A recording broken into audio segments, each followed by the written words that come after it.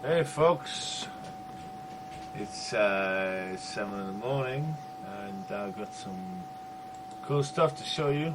And this is, oh wait a sec, it's not screen, then it's shot, oh I shouldn't have said that. It's mostly to demonstrate to my friend Paul, who is my new co-designer on this game, how his new level works. He made this level tonight on the terrain designer. You can see a guy appear in the distance there, running, sprinting at me. Look at him. He's my new AI guy, running at me, hiding behind that hill. Quite impressive.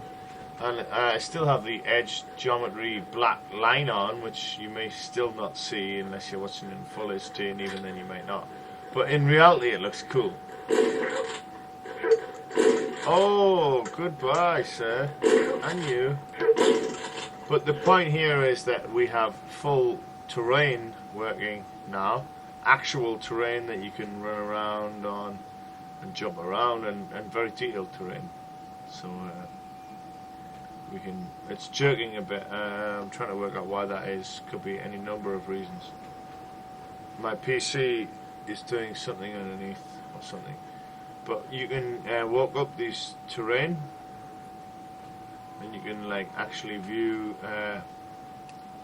Sometimes you get stuck, you can jump. You can view the whole arena from up here, and that is lovely, especially with that geometry black line along the silhouette of the skyline. You can see the guy running there. Look, you can see him on my cursor. He's miles away. Why is he taking so long to try and find me? But he is chasing me. That is cool, isn't it? Look at him. He's trying to get me now. Like, I don't know if he can make it up the hill. We haven't really done any tests with terrain. Clearly,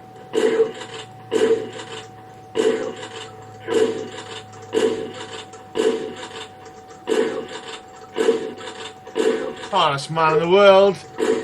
Goodbye, my friend. Oh, look at that! A part of his body like just disappeared. But clearly, look, there he is, miles away. I placed him on the miles away on the top of the mountain just to see what would happen. Clearly, like, he can't get up the hill, but like, it's very interesting. This is the first terrain test we have done.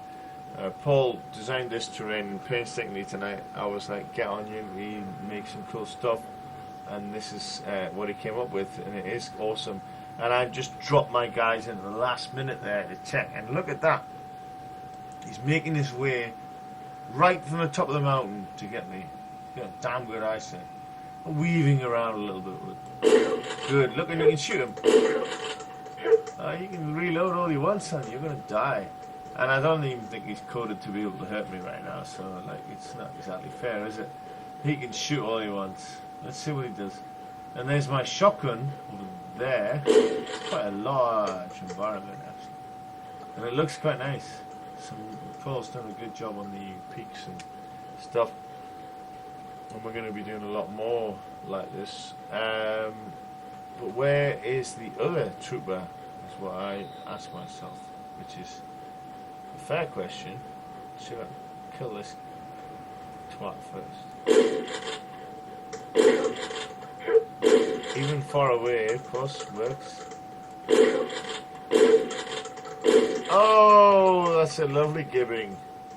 But there is another character somewhere who's probably stuck on a wall. What's that? Look at that. Look at that speed demon. That's the same bloke. He's just a master of... And he stands out a bit here in this sort of groin shot, in this sort of cartoony... Oh, there she is. That's her. I don't even know where she was. But I've set the like times up so that she can like roam around as much as she wants. Really, I'm free in that way, you know, when it comes to female sprites. You can roam around all you like, lass, as long as the dinner's on the table when I get in. I don't care, you know. But I might kill you on the battlefield like this. Oh, just make sure the tea's on the table. But she's cool. Like, she looks good with this black line. And this guy looks good with the black line. Actually, the black line just adds definition. I don't quite get it really. Well, he's taller than me right now. I don't know why. I'll crouch on the floor here. But say goodbye to your head, mate. Oh no, we'll do a grind shot. But I don't know. The black line just adds a bit of definition. I love the way your torso rotates. Not as much as I like the way your rib cage gets blown out and then can still be hit. But she looks good too. No, they're both very good characters, and this whole level looks awesome. This is the first time we tried terrain, and we haven't painted it. Like, there needs to be sand, mud, painted grass, polygon trees. There's a lot of work to be done on this. But this is Paul's little baby. I'm trying to get Paul involved in Unity, and he's involved, and he's loving it. So he's going to paint this up and make this a lot better. And now I've dragged this in really to demonstrate how you can get involved in a Unity game without any more than one coder. You need a coder to make a prefab. That's all you need. You don't need coders anymore. You go, right, oh, I need some dude who can chase me. That's hard work. Right, I get the coder to make it for me and drop it in. I want the guy to be able to get blown up. I want him to be shot. I want weapons to be pick-upable. You hire the coder once, you do that, and then the rest of your team, your art team, can piece together the stuff from the prefab the coder makes. It's sort of a game development tool designed for everyone. Not just coders, not just game designers, not just game developers. It's for everyone. It's democratizing the tools.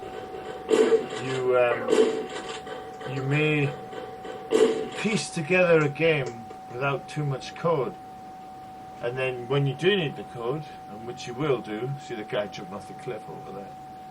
You get your coder and you do it, but the artists can still check their own things. They don't have to wait for a coder to make a build and submit it, and then they test it. They can take the coder's little chunk and test it. It's the reverse of the games industry as it is currently, where artists submit something and wait for fucking hours to get the coder to go, oh, I've got to build in, you haven't got your latest asset, oh, it was a couple of hours too late. This, you submit, you take the coder stuff, the coder is the one who is on the back liner, the back burner. You put his prefab in, which controls your AI, and then you spend your whole day making your model and making it look good and tweaking the preferences he gave you. The coder becomes really nothing more than just an implementer, you know.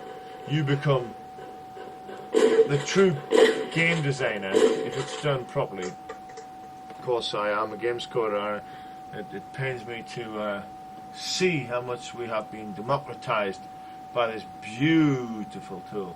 But at the same time, given that I'm not the best game designer, I'm very happy that it is happening, because it makes me way better than I really am. And as you can see that from the result of all the cool stuff I'm doing. So, goodbye. This is one of the few videos I've done quite drunk, I think. Not probably everything. But it is 7 in the morning, and me and my mate were drinking whiskey and Suntory and beer. And we came up with this, and I'm very happy. But I think my final point was going to be democratizing any industry is great. Allow me to shatter my own 3D models. Allow me to model my own 3D models. Allow me to make my own games. Allow me to code. Allow everyone to do whatever they want without making them learn loads of stuff. You know, coding you do have to learn. There's a barrier, I guess. But whatever. Allow us to democratize. Allow us to learn. Anyway, thank you.